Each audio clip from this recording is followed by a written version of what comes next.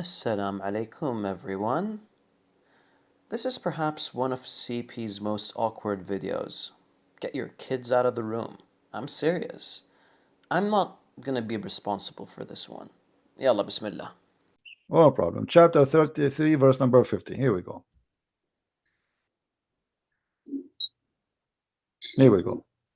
And this is only a privilege to Muhammad. Only a privilege to Muhammad. Any believing women and any believing women who dictate her panty to the Prophet.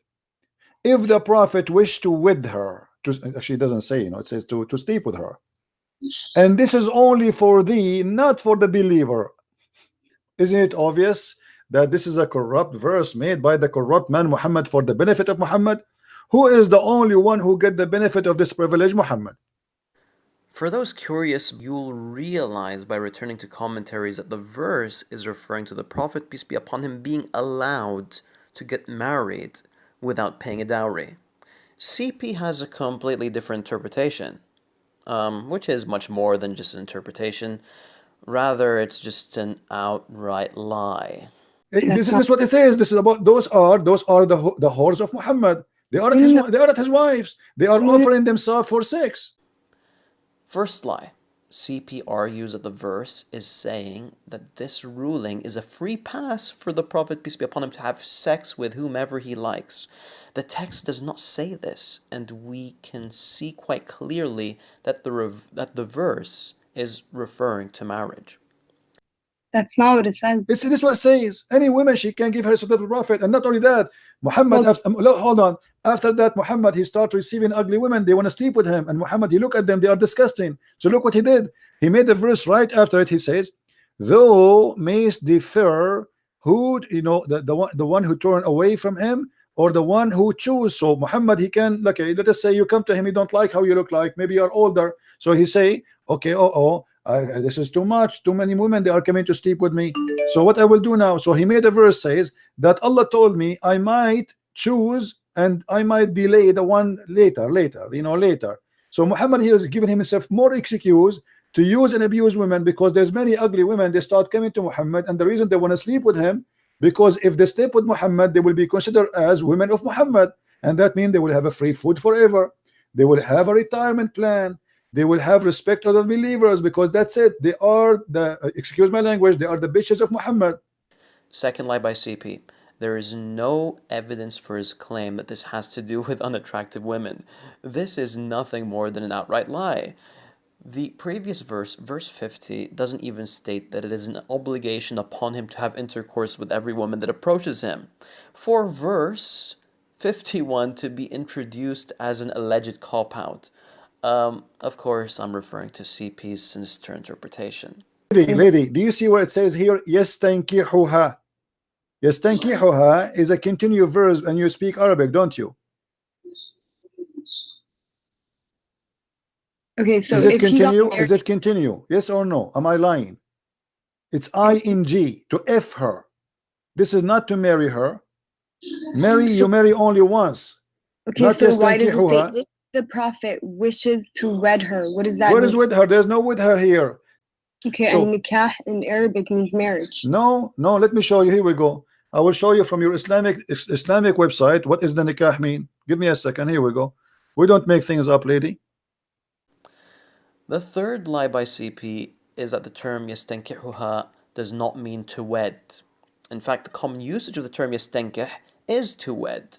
His denial of this and preference of to have intercourse is one that is hate-driven. CP will be refuting himself shortly, by the way. In Islam, marriage is not restricted of a platonic relationship between a husband and wife, nor it is solely for procreation. The Islamic term of marriage is nikah. You see it? Literally means sexual intercourse. So marriage is about that. Are you saying? I'm not saying that. It's you who's saying that. There's no marriage in Islam. You don't use the word marriage. You say the F word. We, as an Arabic Christian, we use the word zawaj. You, as a Muslim, you use nikah, the F word. It's quite funny how CP seems to think that he's found something here that's useful for him. It doesn't matter if the origin of a word is used in a way if the common usage of the term has changed. Imagine this scenario.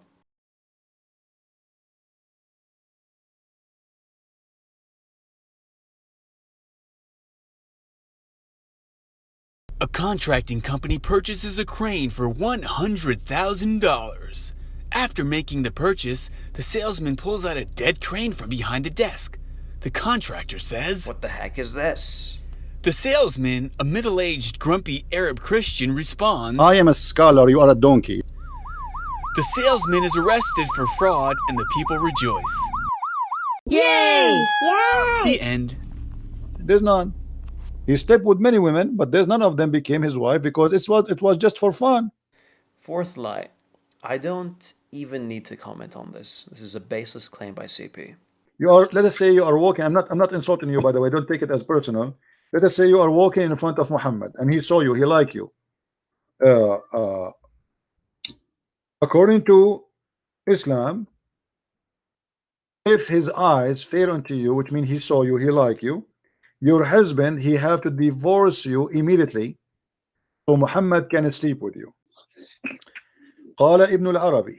Let us see what قال ابن العربي. This is Quran interpretation for that verse. Read. You know Arabic, that will make it a lot easier for me. Do you see in front of you on the screen the Arabic? Do you see it, Sarah? Do you see the Arabic?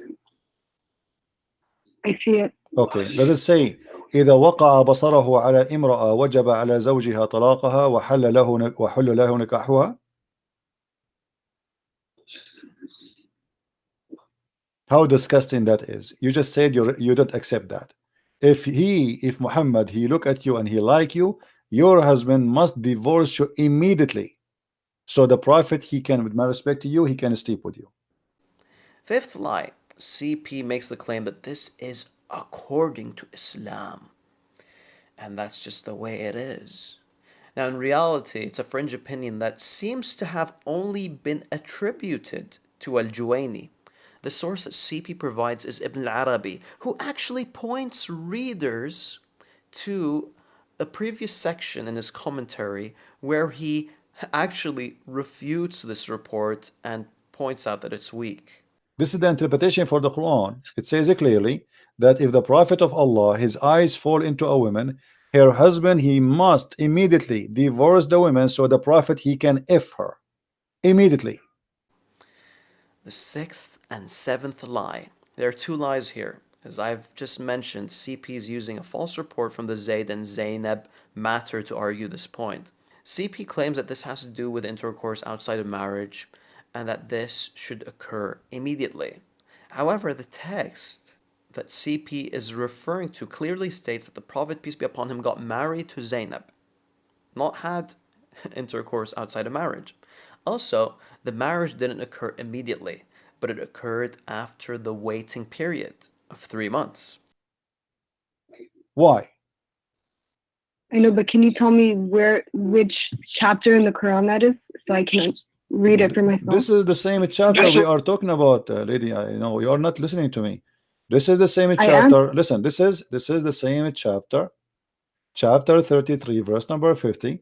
Eighth lie.